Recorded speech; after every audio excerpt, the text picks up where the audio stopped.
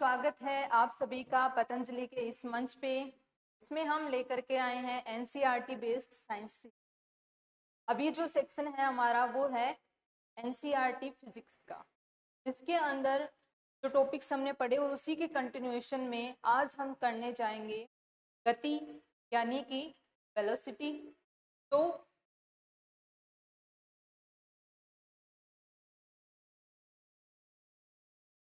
गति यानी कि और एडवांस जब इसके साथ में डायरेक्शन वो वेलोसिटी के बारे में हम चर्चा करेंगे। देखिए, इसको समझने से पहले हमें कुछ जो बेसिक चीजें हैं उनको समझना आवश्यक। जैसे कि सबसे पहले दूरी यानी कि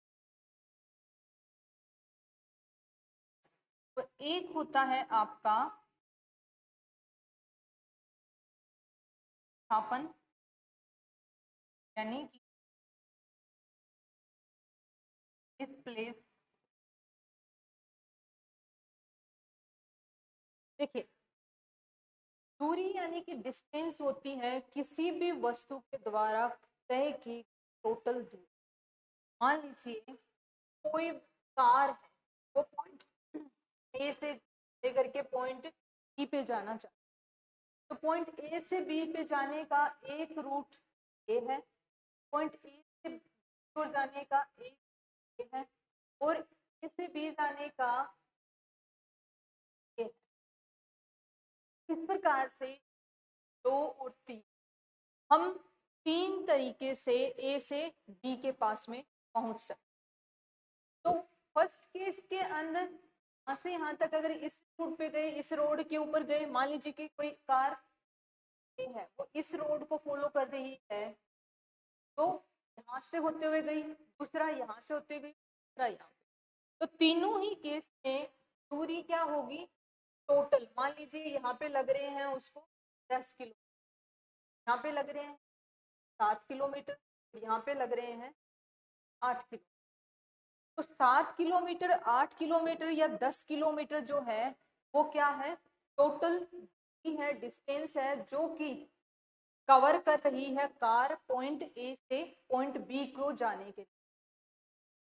अगर इसी तरीके से हम बात करें विस्थापन, तो विस्थापन के केस क्या होता है, starting point and ending point, यानी कि जहां से शुरू करता है कोई व्यक्ति, कार, वस्तु, कुछ भी, वो शुरू करने से लेकर के अंत पॉइंट जो है उनके बीच की जो शॉर्टेस्ट डिस्टेंस होती है, यानी कि सबसे कम वाली जो दूरी होती है वो कहलाती है विस्थापन। तो इसके अंदर जो है, अगर हम ऊपर वाले केस देखें, इससे लेकर के को जाने की सबसे कम दूरी जो है वो है 7 किलो, यानी कि ए से बी की बीच की सबसे कम दूरी,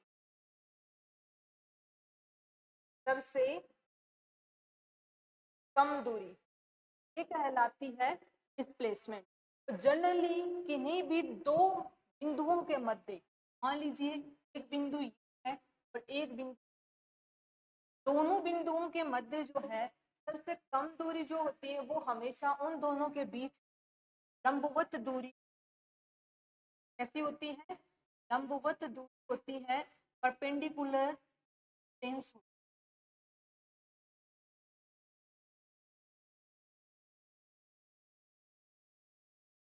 तो यहाँ पर भी जो शॉर्टेस्ट डिस्टेंस होगी वो डायरेक्ट जो लंबवत दूरी परपेंडिकुलर, वही क्या कहलाता है, आपका विस्थापन कहलाता है। तो दूरी और विस्थापन एक ही जो टोटल स्टार्टिंग पॉइंट और एंडिंग पॉइंट है उन दोनों के लिए दोनों अलग अलग हो सकते। जैसा कि हमने यहाँ पे देखा, यहाँ पे विस्थापन की वैल्यू 7 किलोमीटर है, दूरी 10 भी हो सकती है, 8 किलोमीटर भी हो सकती है। तो हम कह सकते हैं दूरी जो होती है यानी कि डिस्टेंस जो होती है वो एक्चुअल में कितना ट्रेवल करता है होती है, और विस्थापन जो होता है तो मैं कह सकती हूँ दो बिंदुओं के मध्य न्यूनतम, ये हमने यहाँ पे डिस्टेंस और जो आपका विस्थापन है यानी कि डिस्प्लेसमेंट, दोनों के बीच में हमने अंतर को समझा। नेक्स्ट आता है, अगर कोई वस्तु ए से बी की ओर जा रही है, मान लीजिए कोई कार है ए से बी की ओर जा रही है, तो वो दो तरीके से जा सकती है। एक तो लगातार एक समान गति से आगे बढ़ते हुए जाए, तो दूसरा है कभी मान लीजिए वो किसी एक पर्टिकुलर जो गति है को पा रही है, कभी दूसरी गति को पा रही है और कभी तीसरी गति। तो इस पे हम चर्चा कर लेते हैं।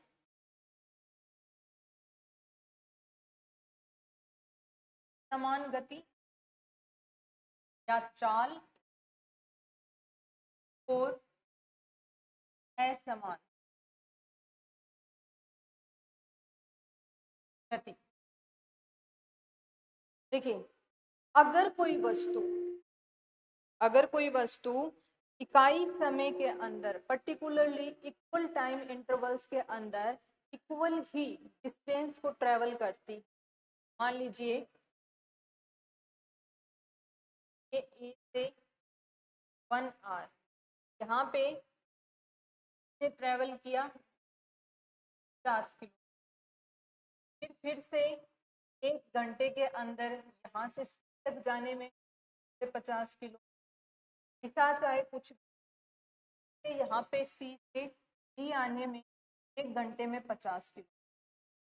तो यहाँ पे क्या चीज देखने को मिल रही है, यहाँ पे एक समान समय अंतराल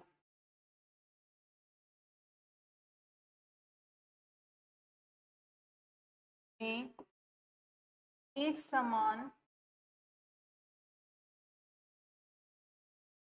दूरी ही तय की जाए। तो इस प्रकार की जो गति होती है, तो एक समान समय अंतराल 1 घंटा 1 घंटा 1 घंटा, और उसमें समान ही दूरी 50 किलोमीटर 50 किलोमीटर 50 किलोमीटर, दिशा चाहे जो भी हो रही हो, तो बोलते हैं एक समान गति, एक समान चाल। अगर मान लीजिए पहले 1 घंटे के अंदर ए से बी जो है वो जा रही है 30 किलोमीटर, बी से सी जा रही है 1 आवर के अंदर 50, सी जा रही है 1 आवर के अंदर 40 किलोमीटर। ये कैसी हो गई, असमान हो गई, यानी कि एक समान समय अंतराल में अलग अलग दूरी तय करना। यहाँ पे हो रहा है समान समय अंतराल में असमान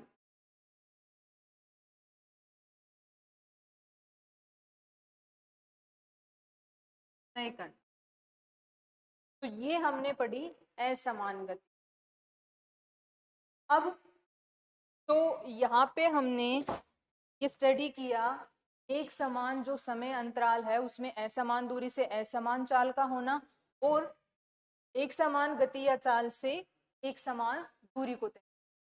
अब यही जो गति है इसकी यदि दर बदल रही है, यानी कि ये असमान है या समान है, यदि दर में परिवर्तन हो रहा है तो उसको क्या कहेंगे और उसका किस प्रकार से मापन करेंगे। तो वस्तु द्वारा इकाई समय में तय की क्या कहलाती है, मैं क्या कह रही हूँ, वस्तु द्वारा इकाई समय यूनिट टाइम के अंदर तय की कहलाती है उस चाल। और इसकी यदि जो दर होती है, की दर, इसका परिवर्तन जो होता है दर, वो त्वरण कहलाता है, उस पर हम बाद में बात करेंगे। तो हम यहाँ पे पढ़ रहे हैं चाल के बारे में। चाल क्या होती है, चाल होती है बेसिकली अगर हम डिफाइन करें वस्तु की गति परिवर्तन, गति में परिवर्तन होता है, यानी कि गति में परिवर्तन मतलब एक तरीके से हम कह सकते हैं इस प्रकार से कितनी डिस्टेंस जो है कितने टाइम के अंदर वो कवर कर रही है। यदि दी दूरी टी समय में कवर कर रही है तो ये इसकी क्या हो जाएगी, चाल हो जाएगी। बात करें अगर हम यहाँ पे एसआई मात्रक की, तो देखिए दूरी का एसआई मात्रक होता है मीटर, समय का होता है सेकेंड। तो ओवरऑल इसको हम कहें कि क्या हो गया आपका मीटर पर सेकेंड या फिर सेकेंड, ये आपका एक तरीके से हम कह सकते हैं कि हमने चाल को डिफाइन। अब जो है इसी चाल के साथ में यदि दिशा को जोड़ दें,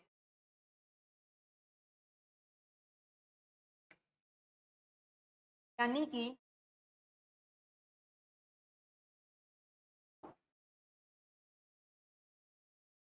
चाल प्लस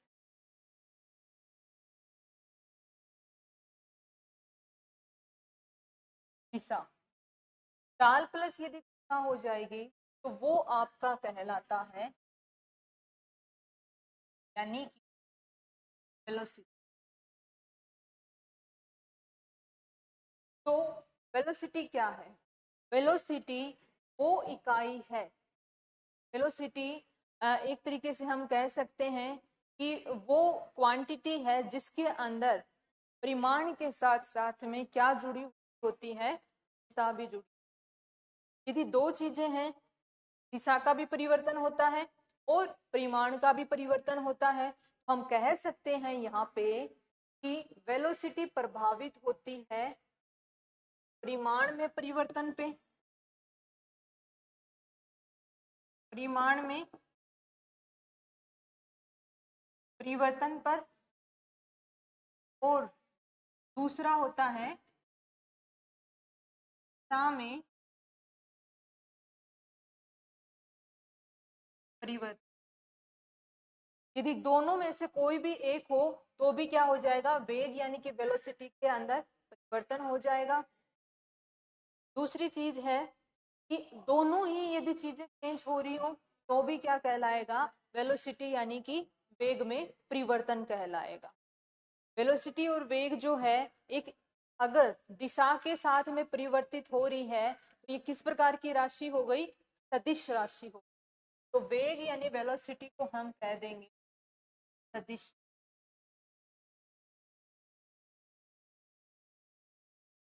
ये है हमारी एक सदिश राशि। अब देखिए वस्तु का वेग इस समान रूप से परिवर्तित हो रहा है, कहने का मतलब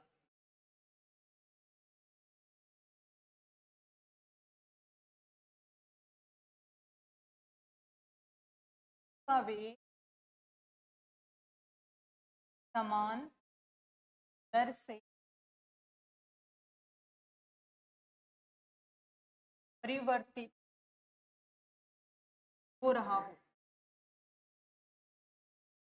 तब तो देखिए मान लीजिए एक टाइम पीरियड पे ए से कोई कार चल रही, टी टाइम से चल रही है और बी तक ये पहुंचने में यहाँ पे 5 किलोमीटर पर आर इसकी पे पहुंचने में 1 घंटे में 6 किलोमीटर पर आर, इससे सी पहुंचने पे 1 आवर में हो गई इसकी 7 किलोमीटर पर आर, डी पहुंचने 1 आवर में हो 8 किलोमीटर पर आवर।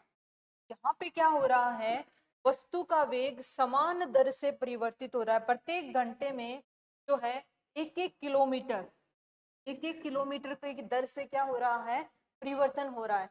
तो ऐसी स्थिति के अंदर हम जो है ए से लेकर के डी तक का, ए से लेकर के डी तक का एक सिंगल यदि हमें वेग यानी कि वेलोसिटी की वैल्यू बतानी हो तो वो प्रथम वेग और अंतिम वेग का औसत होता है। तो यहां से औसत वेग क्या हो जाएगा, जो प्रथम वेग है 5 प्लस लास्ट जो है 8/2 यानी कि 13/2 यानी कि 6.5 किलोमीटर पर आवर। ये कहाँ से कहाँ तक का हो गया आपका, ए से लेकर के तक का औसत वेग। तो औसत वेग की डेफिनेशन यदि हम कहें तो प्रारंभिक वेग क्या है, प्रारंभ वेग प्लस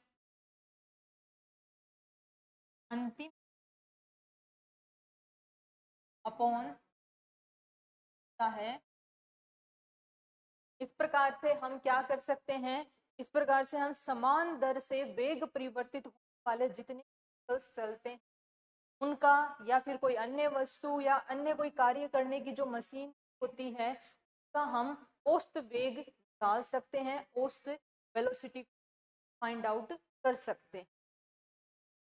आगे अगर हम बात करें, नेक्स्ट आता है हमारा त्वरण।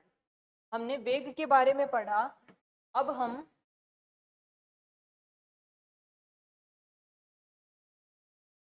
त्वरण के बारे में पढ़ा।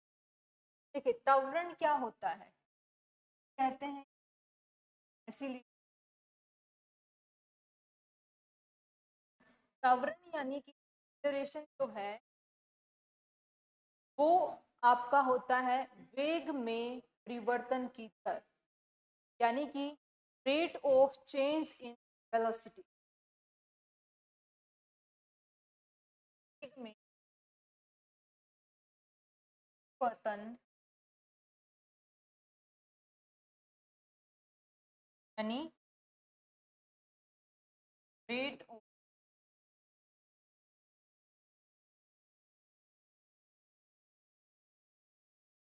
वेलोसिटी, ये कहलाता है त्वरण। तो त्वरण जो है वो बेसिकली किस पे डिपेंड कर रहा है, वो बेसिकली डिपेंड कर रहा है वेग पे। अगर वेग सदिश राशि है यानी कि वेग के अंदर प्रभाव जो है दिशा परिवर्तन का पड़ रहा है, तो त्वरण पे क्या पड़ेगा, दिशा परिवर्तन का प्रभाव पड़ेगा। साथ में ही इसका क्या होगा, एक परिमाण होगा, यानी कि इसके अंदर कोई क्वांटिटेटिव वैल्यू होगी और डायरेक्शन।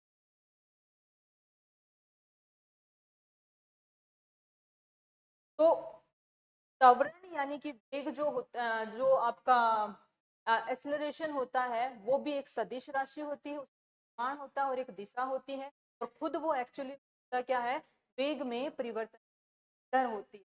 वेग में परिवर्तन की दर को हम किस प्रकार से डिनोट करेंगे, मान लीजिए एक्सेलरेशन है और उसके अंदर वेग v जो है वो t टाइम के साथ परिवर्तित हो रहा है।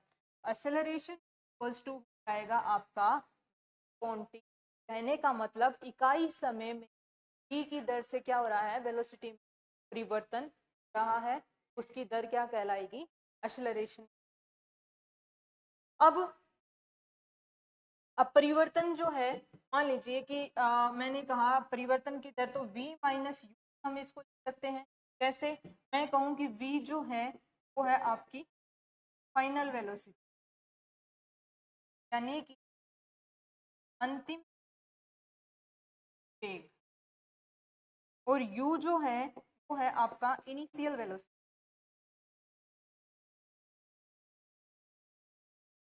यानी कि प्रारंभिक वेग।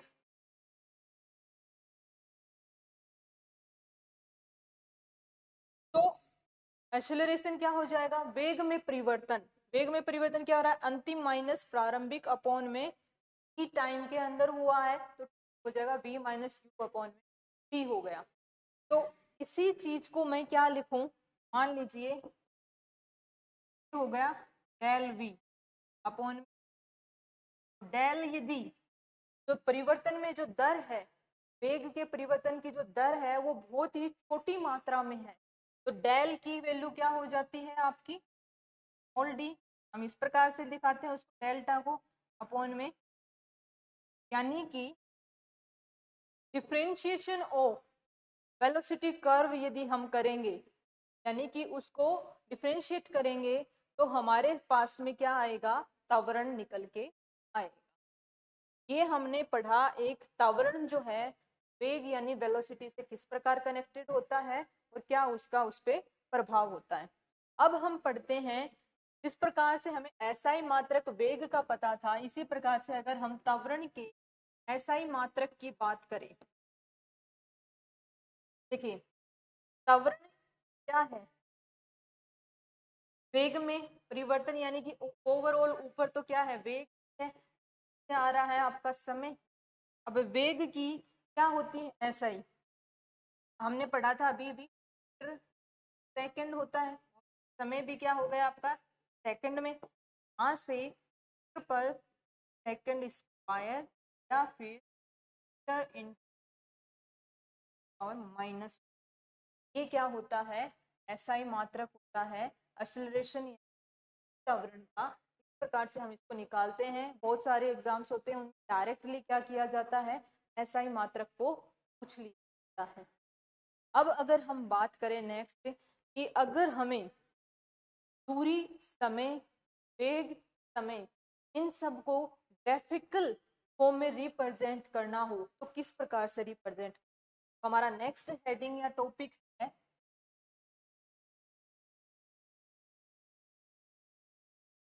ग्राफ रिप्रेजेंट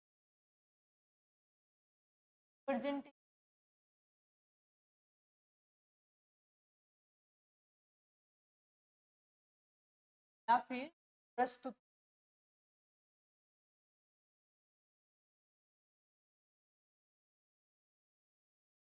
देखिए सबसे पहले हम जो ग्राफीय प्रदर्शन है या ग्राफीय प्रस्तुतिकरण है में लेते हैं दूरी और समय का ग्राफ। एक एक्सिस पे हम दूरी, एक एक्सिस समय लेंगे, समय ले लिया तो टी सेकंड्स के अंदर चल रहा है और एक जो कि मीटर में चल। अब देखिए इसमें दो प्रकार से होगा, पहला तो यदि यूनिफॉर्म मोशन हो रहा है यानी एक समान गति, इसमें क्या हो रहा है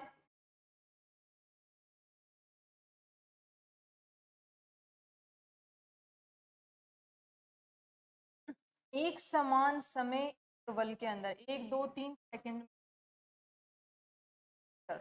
इस प्रकार से यानी कि समान समय अंतराल के अंदर इस ग्राफ को देख के हम कह सकते हैं कि समान दूरी को तय किया जा रहा है। अब ये फीचर कौन सी चीज में था, समान समय अंतराल के अंदर ही समान दूरी को तय किया जाए, ये जो फीचर था ये हमारा एक समान चाल के अंदर मध्यम था। तो हम ग्राफ को देखकर भी कह देंगे कि जो वस्तु जिसका ग्राफ इस प्रकार से बना हुआ है एक सरल रेखा के रूप में बना हुआ है, ये किसको प्रस्तुत करता है, ये एक समान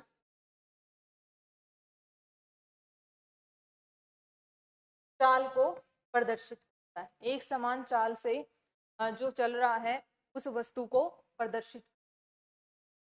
नेक्स्ट हम दूसरा पढ़ें, एक असमान चाल का ग्राफ किस प्रकार से दिखेगा, तो देखिए सेम वही लेते हैं, यहाँ पे समय, यहाँ पे में है सेकंड्स, तो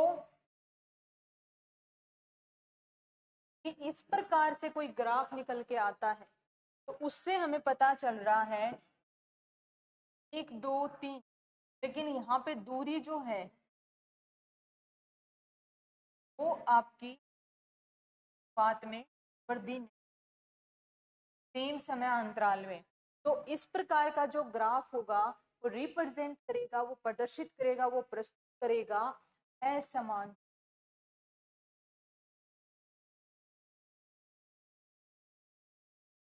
असमान चाल को प्रदर्शित करेगा। अब ये हमने देखा दूरी और समय का ग्राफ। नेक्स्ट हम देखते हैं वेग और समय का ग्राफ निकाल के इस प्रकार से क्या क्या हमें इम्प्लीकेशंस है।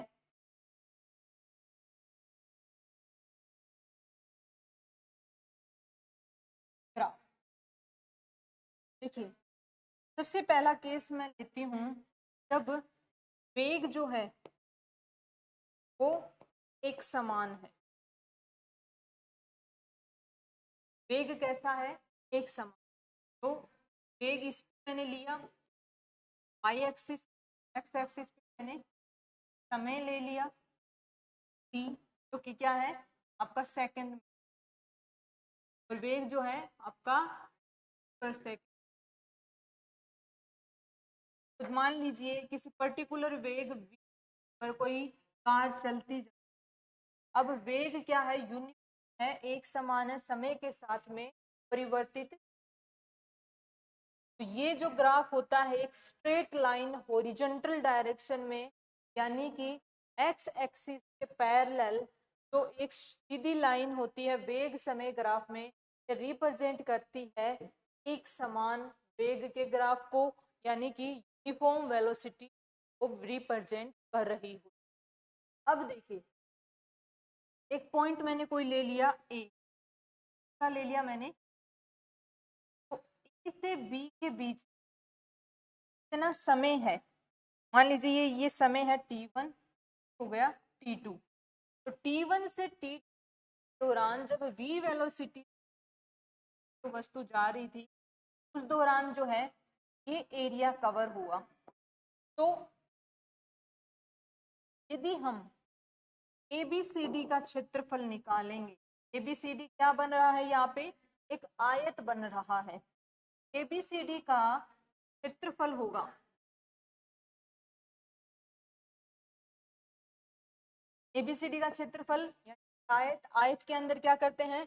लंबाई गुणा चौड़ाई करते हैं। लंबाई मान लीजिए हम AB को लेते हैं और तो है इसका ऊंचाई हो जाएगा। तो इससे क्या निकल के आएगा?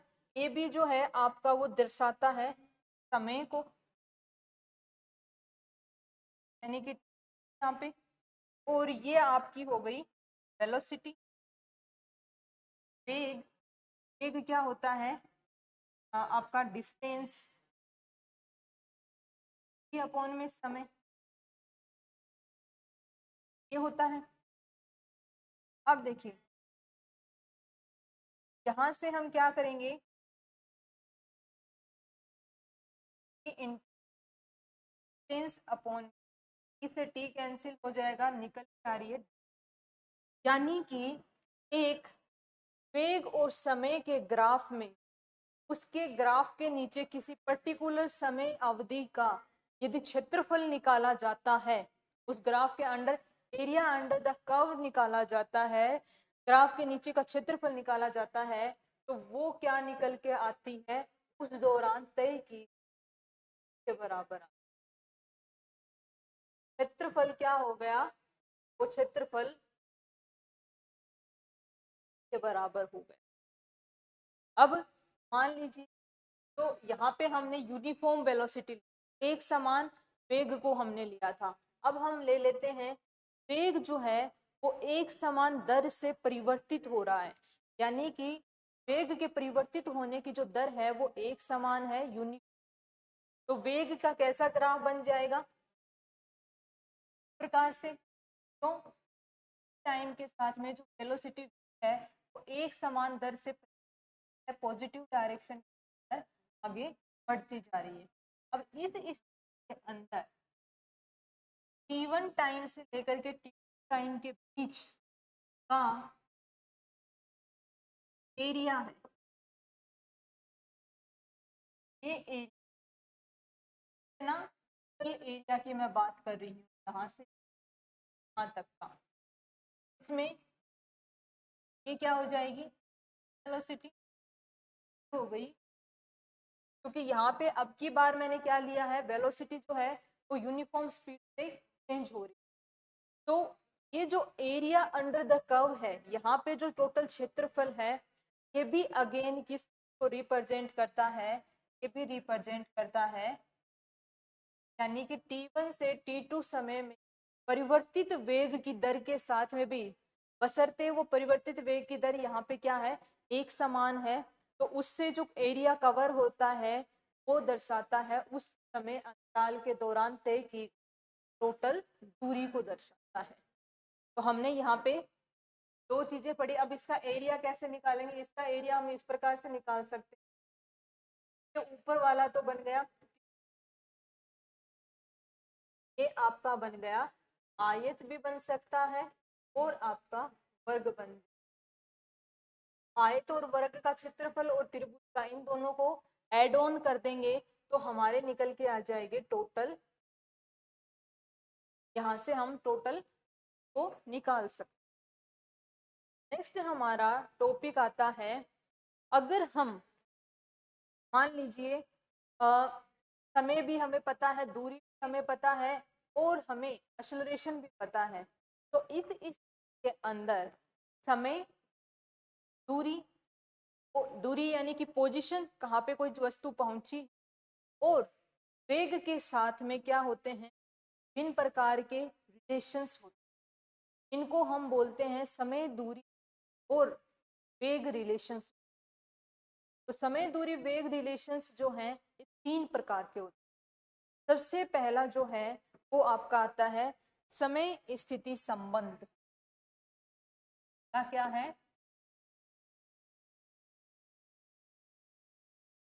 समय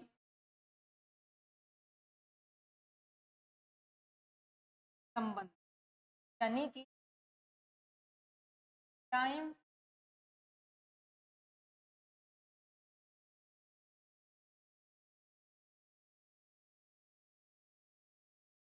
टाइम तो हो गया आपका टी, पोजीशन हो गई।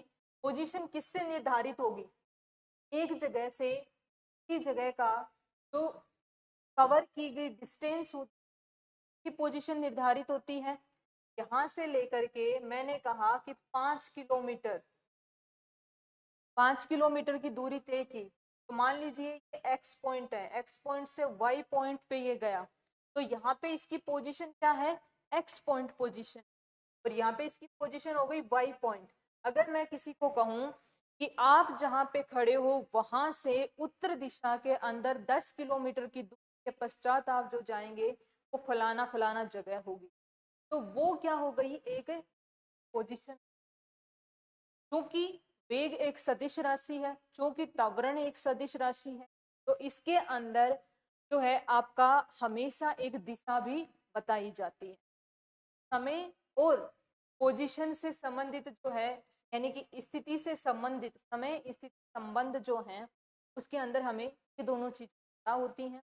उसमें एक रिलेशन जो हम डायरेक्टली यहाँ पे लिख सकते हैं याद करने के लिए, डेरिवेशन में जाते हुए, तो हम लिख सकते हैं S बराबर, जहाँ पे S को दर्शाता है, S बराबर प्लस हाफ, जहाँ की यहाँ पे S जो है हो गई, हो गया प्रारंभिक, और आपका A हो गया त्वरण, D हो समय। तो ये जो रिलेशन है S बराबर UT प्लस हाफ इट, ये कहलाता है समय संबंध। इसका हम डायरेक्टली न्यूमेरिकल्स के अंदर प्रयोग करते हैं। फॉर एग्जाम्पल, यदि मैं एक क्वेश्चन इस प्रकार से कहूँ, क्वेश्चन है यदि एक कार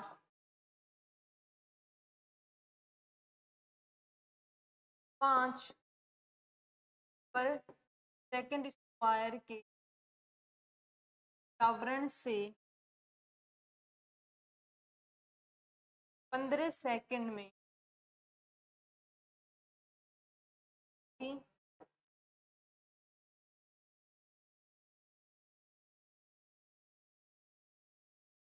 पर पहुंचती,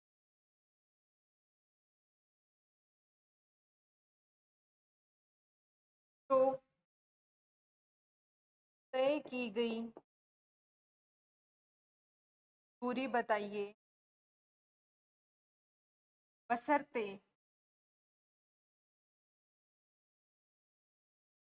कार में विराम अवस्था,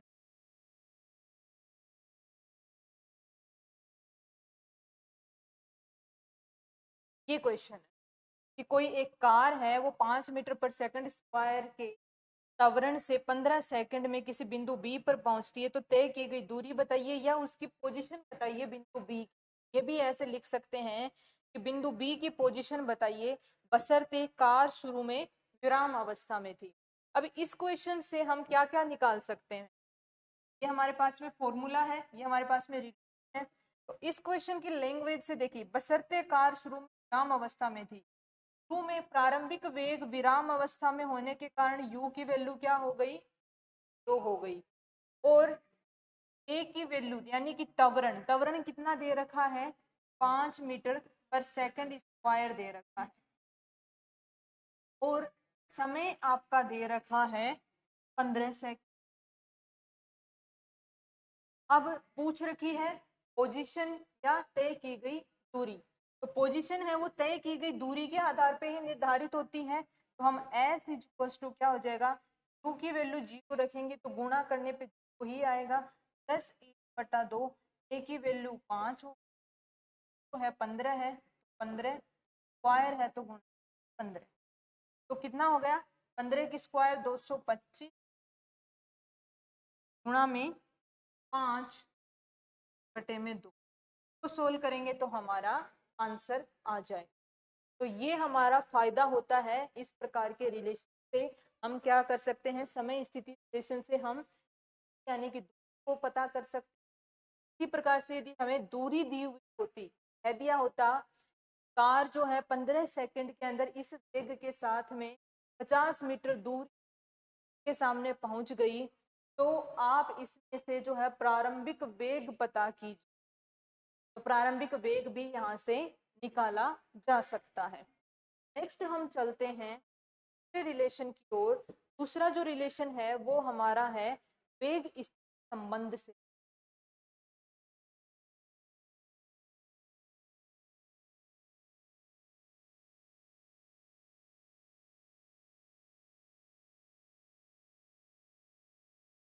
वेग स्थिति संबंध, देखिए वेग स्थिति संबंध क्या है, नाम से पता चल रहा है कि वस्तु के वेग और उसकी, और जैसे कि मैं तब से कंटिन्यूस बोल रही हूँ कि स्थिति का जो निर्धारण है वो तय की गई दूरी के आधार पे होता है। तो कुल मिलाकर के इनडायरेक्टली यहाँ पे क्या हो रहा है, वेग और दूरी के बीच में रिलेशन।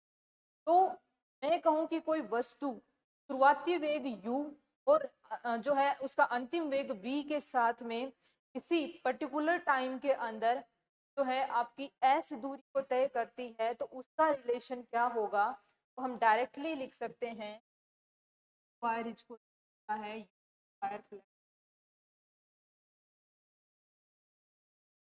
यहाँ पर तो होता है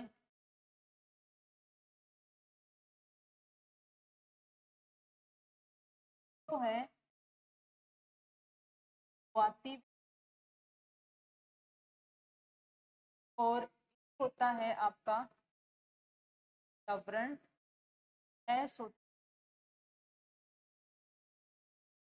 अब देखिए यहाँ पे समय का कोई रिलेशन नहीं, वेग और स्थिति के अंदर ही हम क्या कर रहे हैं, रिलेशन नहीं, समय का यहाँ पे कोई देना नहीं है। अगर यहाँ पे कोई क्वेश्चन इस प्रकार से लिखूं, क्वेश्चन जैसे किसी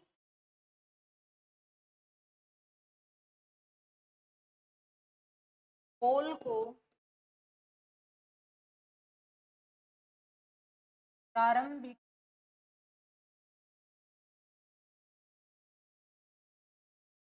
स्थिर अवस्था से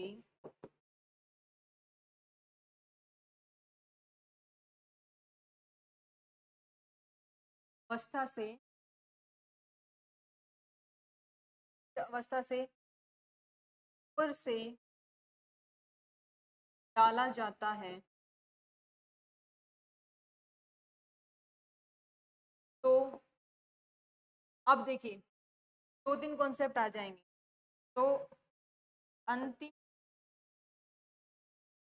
क्या होगा?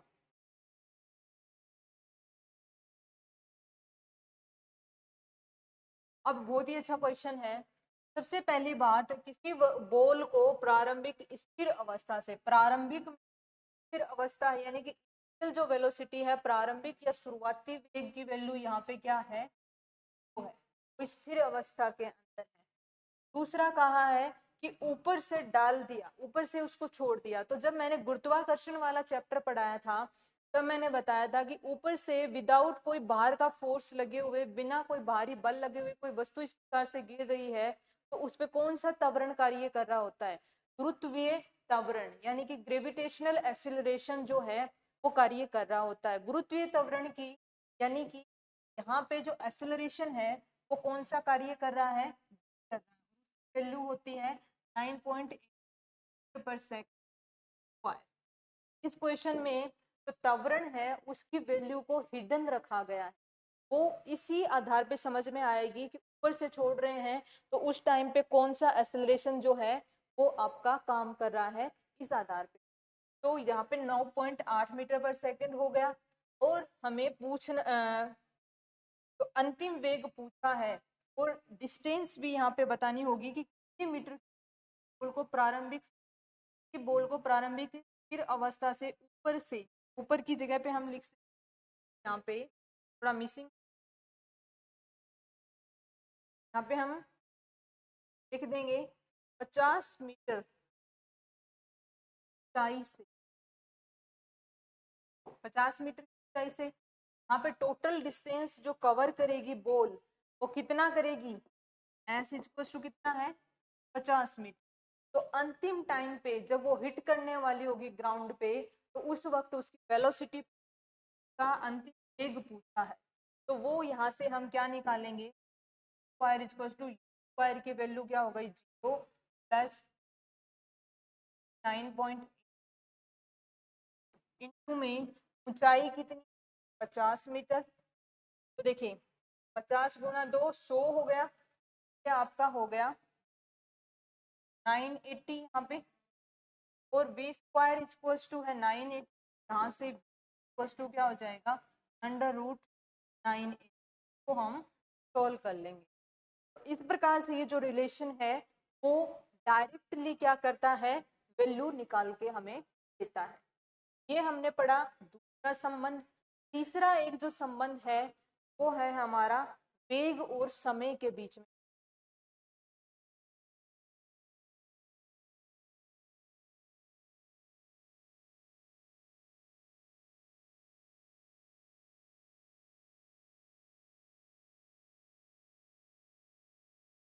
वेग समय संबंध, देखिए वेग समय संबंध के अंदर एक्सेलरेशन तो तीनों संबंध के अंदर ही हम लेके चलते, लेकिन यहाँ पे वेग और समय में संबंध है तो यहाँ पे जो आपका स्थिति यानी कि जो दूरी है उसका एक हमें कंपोनेंट नहीं लेना होगा, उससे हम बच सकते हैं। तो वेग समय संबंध होता है v, यहाँ पर जो है आपका वेग है वो प्रारंभिक वेग है और जो है उस समय आपका त्वरण। मान लीजिए कि मैं इस प्रकार से कोई क्वेश्चन करती हूँ, कोई कार प्रारंभिक स्थिर अवस्था से 1 घंटे के अंदर और इसका की त्वरण यानी कि एक्सेलरेशन जो है कार का वो है 25 किलोमीटर पर आवर स्क्वायर गति से जा रहा है, तो उस कार की फाइनल वेलोसिटी जो है वो 1 घंटे के अंदर कितनी हो जाएगी? देखिए यहाँ पे मैंने क्या बताया, प्रारंभिक अवस्था। अब चलिए हम दूसरा ले लेते हैं। दो क्वेश्चन हमने जो है प्रारंभिक स्थिर अवस्था के ले लिए। मैं कहती हूँ कि एक कोई ट्रैक है, इस पे कार रेसिंग, ट्रैक पे कार रेसिंग, तो मैंने टाइम को ऑब्जर्व करना शुरू किया यहाँ पे जब गाड़ियां रेस कर रही। तो मान लीजिए मैंने जब ऑब्जर्व करना शुरू किया टाइम 1 पे, तब उस टाइम पे उसकी वेलोसिटी, यानी कि मेरे लिए तो वो शुरुआती वेलोसिटी थी, तो मैंने उसको देखना ऑब्जर्व करना शुरू किया। वेलोसिटी 50 किलोमीटर प्रति घंटा, और मैं कहती हूँ T2 टाइम, T1 से T2 के बीच में जो टाइम है, इस टाइम पे उसकी वेलोसिटी कितनी हो, जबकि इस दौरान उसके जो त्वरण यानी कि एक्सेलरेशन की जो वैल्यू थी वो 3 किलोमीटर पर आर स्क्वायर थी। ये यदि तो हमें निकालनी है final velocity. Meanwhile T2 time से T1 टाइम के जितना समय अंतराल है वो किसके बराबर है, मान लीजिए 2 घंटे के बराबर है। यानी कि मैंने जो समय देखना शुरू किया तो T2 मैंने माना, मैंने जो शुरू किया था उससे 2 घंटे बाद का समय, तो ओवरऑल टाइम समय कितना लगा, 2 घंटे लगा। ये मुझे पता करना है, U जो है 50 किलोमीटर पर आवर दे रखा है, एक्सेलरेशन जो है दे रखा है, और आवर्स की मुझे वैल्यू दी, तो 50 + 3 है, तो ओवरऑल वेलोसिटी जाएगी यहाँ पे 56 किलोमीटर पर आवर, यानी कि 2 घंटे पश्चात उसकी जो वेलोसिटी है वो 56 किलोमीटर पर आवर की दर से आगे वो चल रहा हो। इस प्रकार से हम क्या करते हैं, इन तीनों का ही स्टडी करते हैं, तीनों ही रिलेशन के आधार पे विभिन्न प्रकार की वैल्यूज जो पूछी होती हैं न्यूमेरिकल्स में, उनको हम फाइंड आउट करते हैं। नेक्स्ट हम स्टडी कर लेते हैं कि एक समान वर्तीय चाल क्या होती है। सबसे पहले तो उसके लिए हम पढ़ लेते हैं वृत्तीय जो चाल है वो क्या होती है। देखिए, कोई भी बॉडी जो कि वृत्त यानी कि सर्किल के अंदर मूव कर रही है, तो वो क्या कर रही है, एक्चुअल के अंदर मूव करने से सर्कुलर पाथ को फॉलो कर रही है, तो वो वर्तीय गति कर रही है। और गति का मैंने बेसिक सा कॉन्सेप्ट क्या बताया था, चाल गति बराबर होता है दूरी बटा समय। और एक वर्त की टोटल दूरी कितनी हो जाएगी, मान लीजिए यहाँ से लेकर के वापस यहाँ आने की होगी, वो इसकी परिधि के माप के बराबर होगी। तो वर्तीय चाल जो है वो हो गई समय। दूरी में यहाँ पे कह सकती हूँ पाई आर अपॉन में टी, आर इस वर्त की त्रिज्या है, हो गया सर्किल को पूरा करने में लगा समय। तो वर्तीय चाल होती है 2 पाई आर अपॉन में। अब बात हम कर रहे हैं वर्तीय चाल की, वो हो गई। अब हमें एक चीज पता है, चाल के अंदर दिशा ऐड कर दी जाए, चाल में दिशा ऐड कर दूं तो आपका हो जाता है वर्तीय जो वेग है उसके अंदर हम बात करें तो देखिए, एक वर्तीय गति के दौरान मान लीजिए कोई कार यहाँ पे है, दौरान जब वो इधर जा रही है, ओवरऑल डायरेक्शन क्या है, इसकी जो टेंजेंट है उसकी डायरेक्शन मानते हैं। जब कार यहाँ पे पहुंची, डायरेक्शन है, डायरेक्शन में जा रही है। जब कार यहाँ पे पहुंची, डायरेक्शन है, दिशा में इसका मुंह है, और जब यहाँ पहुंची तो इस दिशा में है। तो ओवरऑल हर एक पॉइंट पे, कोई भी पॉइंट ले लीजिए आप, प्रत्येक पॉइंट पे इसकी क्या हो रही है, दिशा परिवर्तन। और क्योंकि वेग क्या है, वेग के अंदर मान भी होता है और दिशा भी होती है, तो दोनों में भी एक चीज चेंज होती है तो क्या हो जाता है, वेग में परिवर्तन हो जाता है। यहाँ पे हम क्या कह सकते हैं क्या कि यूनिफॉर्म वेलोसिटी हो सकती है, एक समान वेग हो सकता है, नहीं कह सकते, क्योंकि यहाँ पे दिशा जो है हर एक पॉइंट के ऊपर चेंज हो रही है। लेकिन एक समान वर्तीय चाल हो सकती है। एक समान वर्तीय चाल क्या हो जाएगी, यदि इसका परिमाण जो है, परिमाण हम फिक्स कर दें। मान लीजिए मैं कहूं कि कोई भी कार जो है एक सर्कुलर मोशन के अंदर 2 किलोमीटर पर आवर से घूम रही है, चक्कर लगा रही है, तो उसका जो परिमाण है वो 2 किलोमीटर पर आवर फिक्स हो गया, तो उसकी वर्तीय चाल समान हो गई। तो ये हो गई उसकी एक समान वर्तीय चाल। और यदि यहाँ पे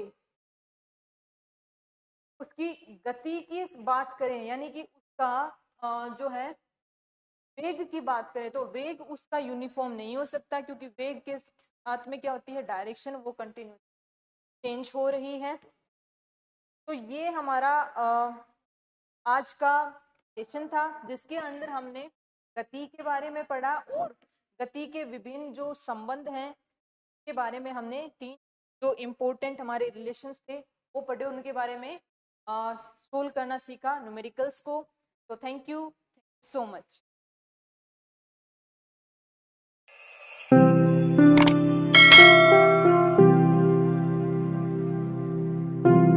अधिक जानकारी के लिए संपर्क करें पतंजलि, रिद्धि सिद्धि चौराहा के पास, गोपालपुरा बाईपास, जयपुर। कॉल करें 72406 72406।